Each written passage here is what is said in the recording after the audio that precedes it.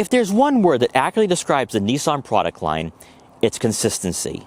Nissan does not like taking risks when it comes to their bestsellers or any vehicle in their product line for that matter.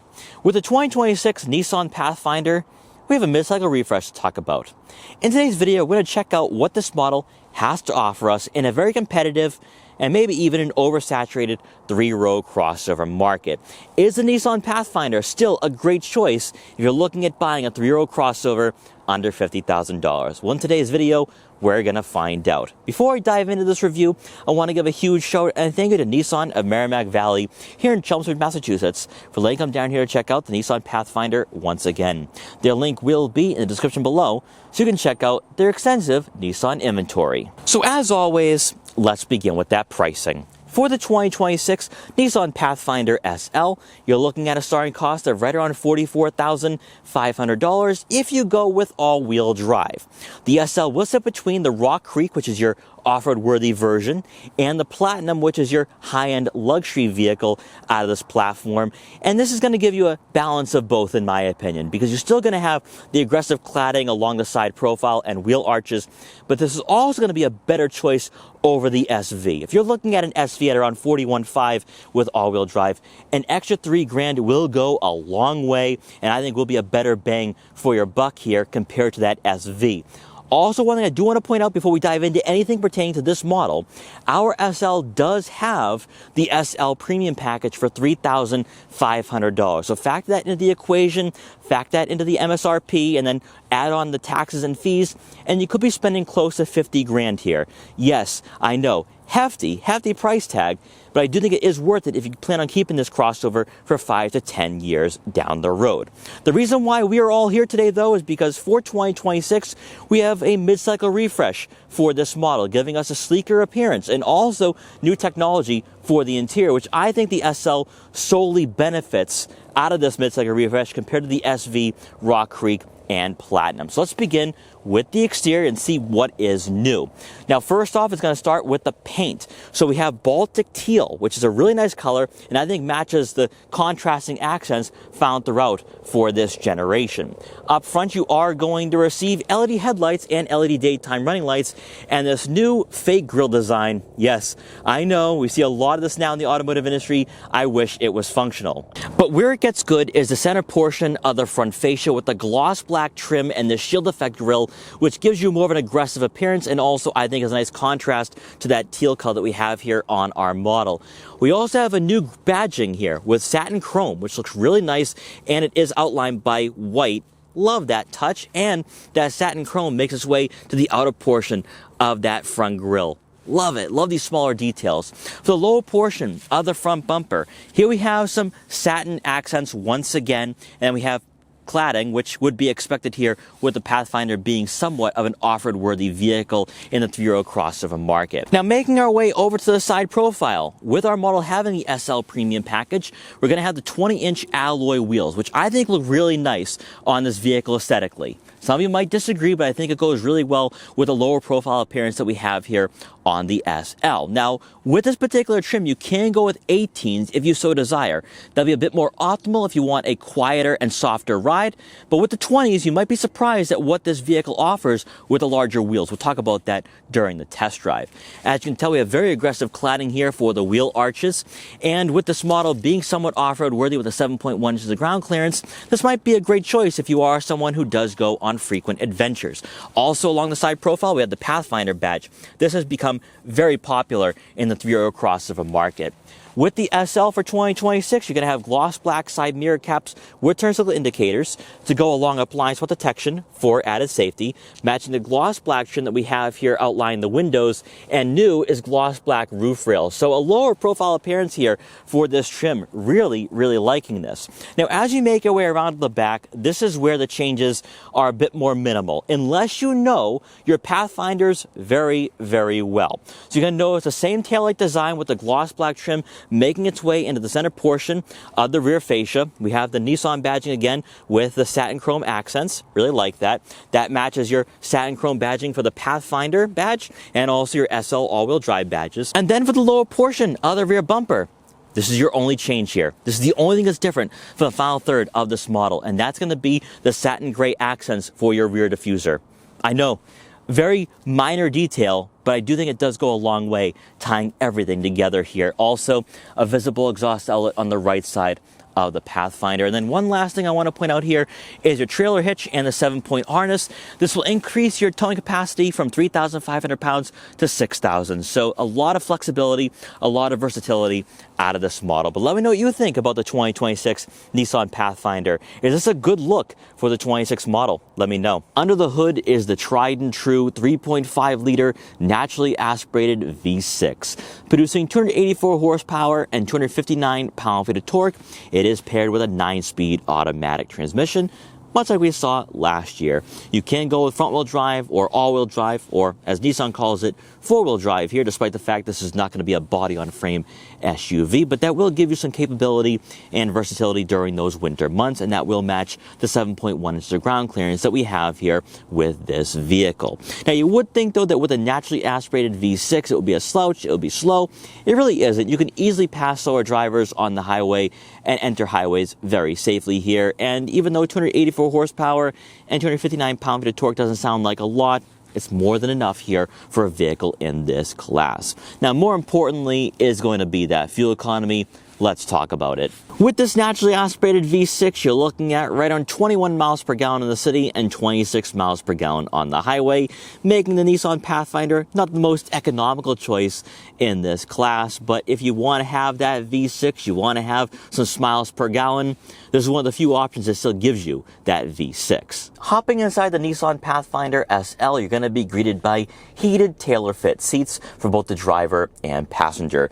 The seating material is a leatherette upholstery, giving you somewhat of a premium experience without receiving genuine leather. More surprising, though, is that for an SL coming in at $44,500 and our model having an optional package, the driver's side does have power adjustability, but the passenger side is still manually adjustable. I would love to see Nissan address that in future model years, because this is a trim coming in just below the Platinum, and for a near top trim, you kind of expect that here out of a 3-row SUV. Pertaining to the comfort for these seats, though, they're plush. They really are plush, and I think that on longer drives, you're going to have a good amount of support for your back, and you're not going to be dealing with any type of fatigue or pain. So I think this is going to be a nice longer commute vehicle, or if you are going to go on road trips, this would be the ideal choice with this upholstery. I would just love to see the passenger side get power adjustability, though, in the future. Now, looking in front of you, we have something new here for the SL, and that is the full digital gauge cluster. And what I really like here from Nissan is that their gauge clusters are pretty in-depth. I mean, you can scroll through a variety of information and customize this layout to your liking. And the fact that the resolution and quality is the same across the board in the Nissan lineup really does speak volumes here. I would say this would be on par with what you have from Honda, from Toyota, from Ford, from Chevrolet. So if you're someone who is more of a tech person, you're going to like this here. I mean, you can scroll through your tire pressure monitoring system, also check out your fuel economy statistics. It's just all right here, and it's very easy to use with the physical buttons on the steering wheel. So Nissan is still giving you somewhat of a tactile and analog experience here. Also with the SL, you will receive, and this is standard, a heated leather-wrapped steering wheel. It feels really nice in the hands. No aggressive 10 and 2 or firm 9 and 3 grips. I'm not expecting that here out of an SUV that isn't going to be sports tuned.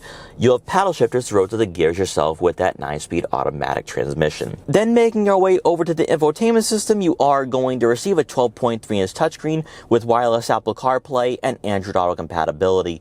We also have the Bose audio system here to amplify the audio of your favorite music. This 12.3-inch touchscreen is now standard across all 4 trims for 2026. Better yet, even though you don't have dual functionality with a rotary dial or quick access icons on the center console, this screen is well within arm's reach. The fact that it's closer to you as a driver or even the passenger does go a long way.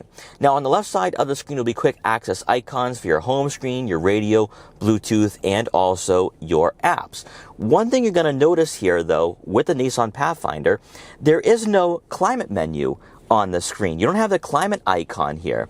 And the reason for that is because we have physical buttons and dials on the dashboard for your dual zone climate control, your AC, front rear defrosters, fan speed, fan direction, your heated steering wheel, your heated seats. It's just great to see. The fact we have physical buttons here, an analog layout, I love it. So Nissan's giving you a mixture of technology and physical buttons. It's a nice blend, a nice harmony here out of this crossover. Now, also with this infotainment system, when you do place the Nissan Pathfinder SL in reverse, you can have a plethora of camera angles to choose from.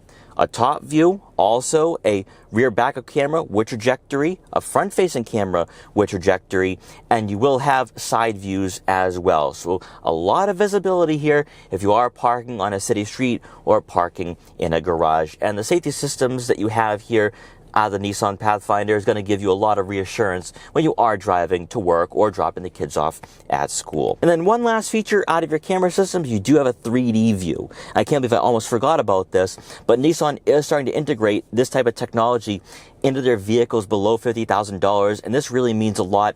And a lot of manufacturers don't even give you this. So that is one, competitive advantage that we have here out of the Nissan Pathfinder. Continuing on beneath the head unit, you are going to find more physical buttons here for your volume and tuning, also your camera brightness and your hazards. Then for the center console itself, before we talk about the button layout and the features, I love the padding along the center console with the SL, giving you somewhat of a luxurious experience here for a vehicle at this price point. You have your wireless phone charging pad to go along with two USB-C inputs, a 12-volt outlet, and then you're going to have that gear shifter, which you have seen a number of times here over the last few years from Nissan with the Rogue and Pathfinder, so no changes there.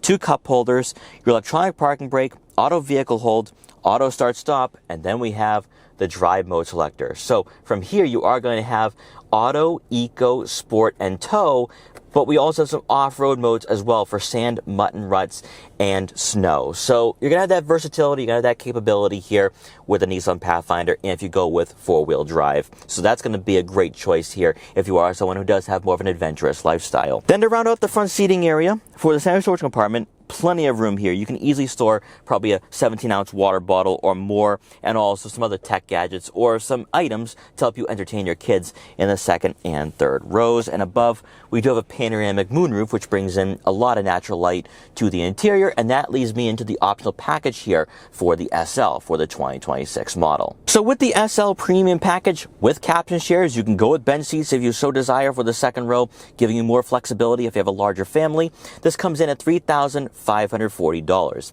This includes the upgraded 20-inch dark painted aluminum alloy wheels wrapped in all-season tires, the panoramic moonroof, the tow hitch receiver with a 7-pin wiring harness, the second row fold-down captain's chairs, the removable second row center console, which we'll talk about in a minute, heated outboard seats for the second row, rear sunshades to block out the haters, and the 13-speaker Bose premium audio system, which we've already talked about, to amplify the audio of your favorite music. Now, one thing to keep in mind here, though, is that with this model, it does come in at $44,500, and this package is $3,500.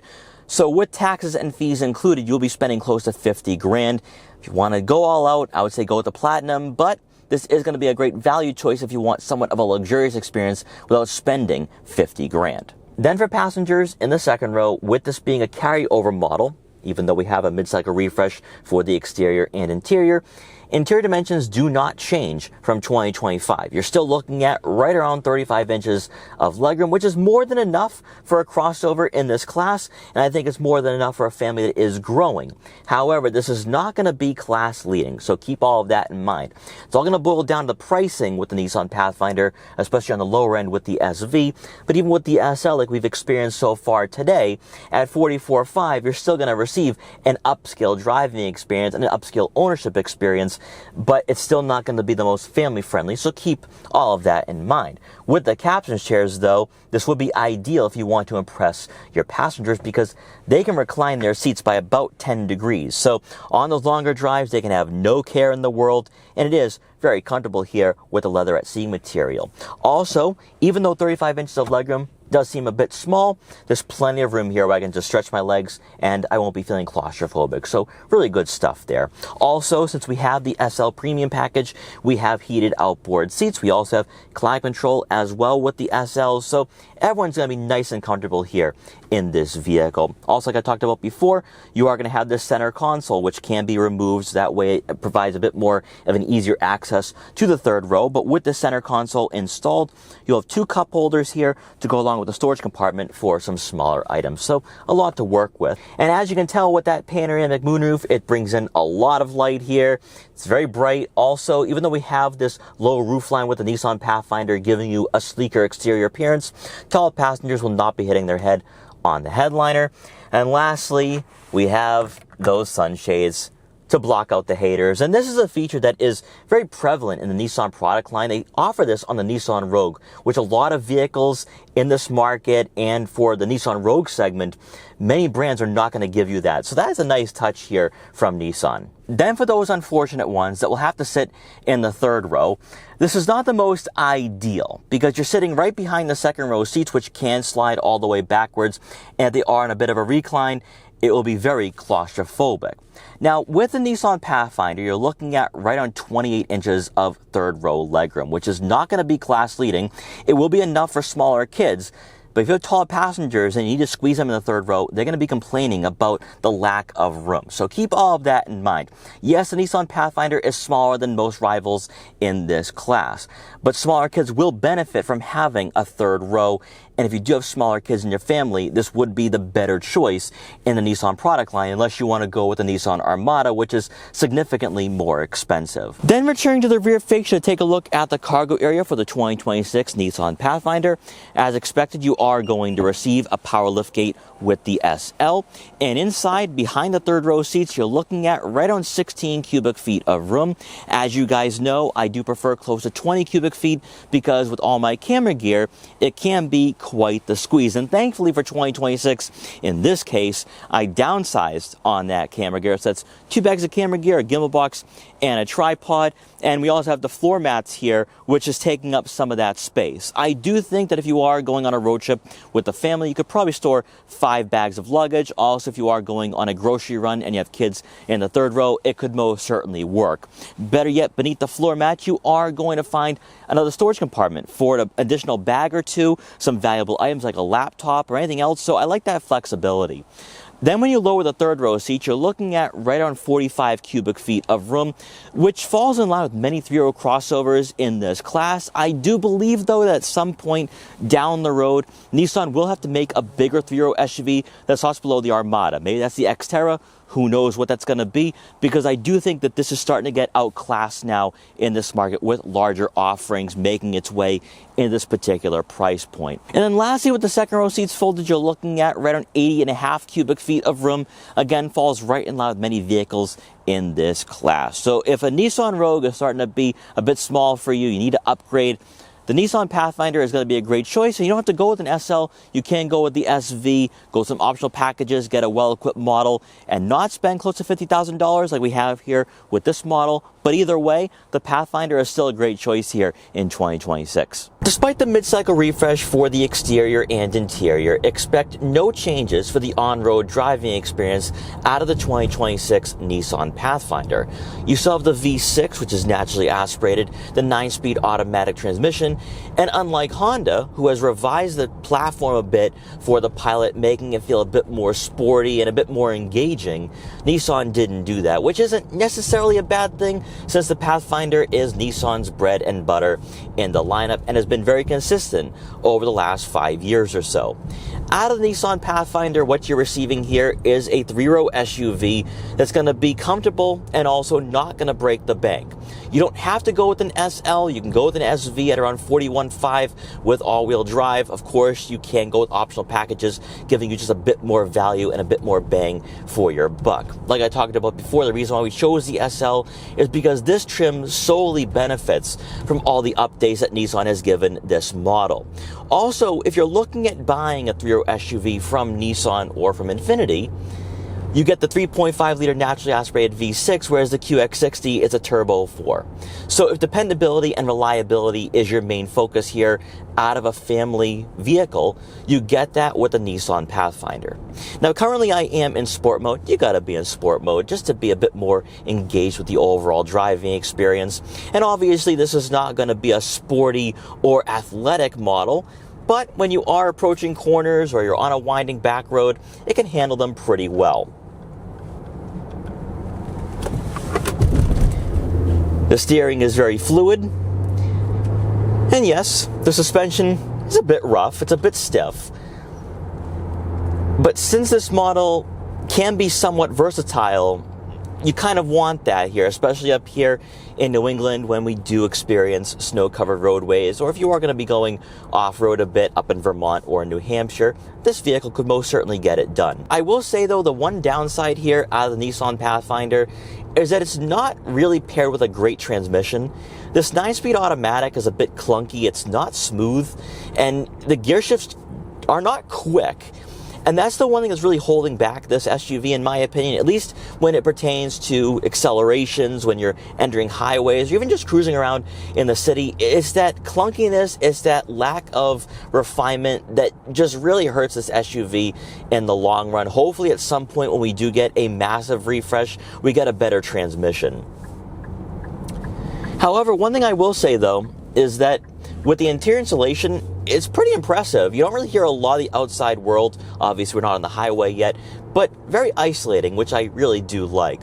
When it pertains to the overall vision being behind the wheel, the Nissan Pathfinder for 2026, nice clear view here, and you're not going to have a lot of blind spots.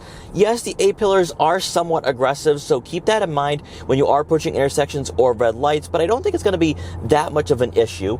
Then taking a look at your side mirrors, they are decently sized. I can see what's in my blind spots and the lane next to me. And looking out back, the third row seats are up, and that middle seat, it does get in the way when it comes to the vision there, but that's what you would expect out of a 3-row SUV. If you don't have kids in the third row, just lower those third row seats to maximize the cargo capacity. When it comes to the seat positioning, you do sit pretty high up in this model, giving you a nice commanding feel and presence over the roadways. Also, the leatherette seat material does feel pretty premium, very nice. So if you're somebody that wants some quality, some comfort, but you don't want to spend over $60,000 with an Infiniti QX60, I think the SL might be a great choice here. Now, as we enter the highway, let's see what the 3.5-liter V6 can do.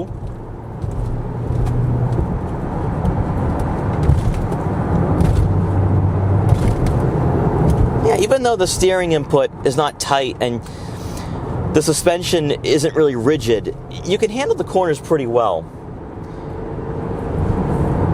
And getting on the highway, effortless. Effortless.